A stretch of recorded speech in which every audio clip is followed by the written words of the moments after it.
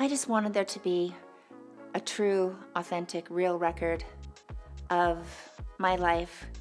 And I really felt like that. I really felt like it was very, very important for me to write it all down from beginning to end. And it started like a long poem. I just wrote my first memory, my second memory, my 10th memory. I kind of went back and forth and wrote it like that. But it was very,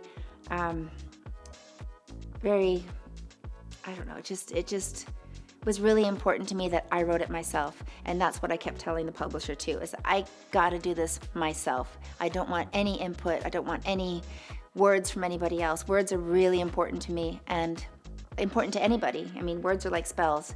I wanted to make sure it was from the heart. Oh, I mean, my kids convinced me to tell my story now, so,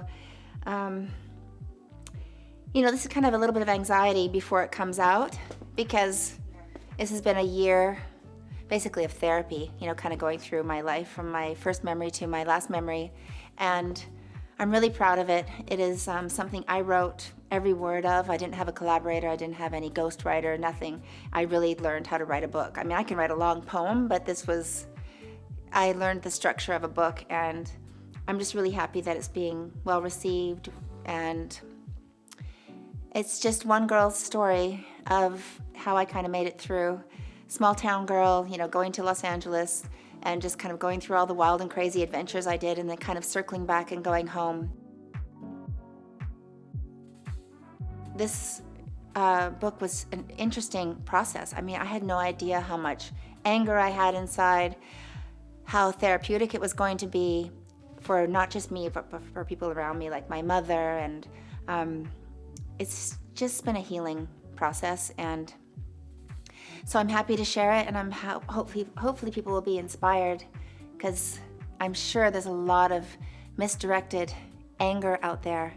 I think a lot of it has to do with keeping secrets and keeping things kind of repressed, and so I just thought, in my case, there's been stories written and things happening, but you can't really know somebody unless you hear the whole story, and you can't have a life without a childhood, and I think just from beginning to end it kind of makes a little more sense, and I hope it's empowering.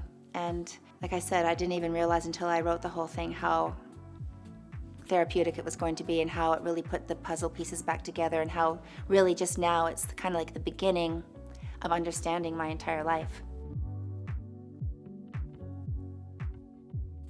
I've always been a writer. I've been journaling my whole life, and so I could always tell how I felt after I wrote something. So I've really used journaling to get through too. It was one of the tools I used, and reading and everything. So my boys were, excited for me to write my own book, but they both were like, "Mom, you're gonna need help to write this book." And I said, "No, I can write this book myself." So they were shocked that I pulled this off. But the documentary I haven't seen. This is a Brandon Thomas Lee film. He's the one who put it all together, and I have no idea what archives they went through. I just opened the floodgates. I said, the only thing I want is I don't want any part of it. I want you to go through my journals, go through everything. You have 100% access from the beginning of my life until now. And so they put it together.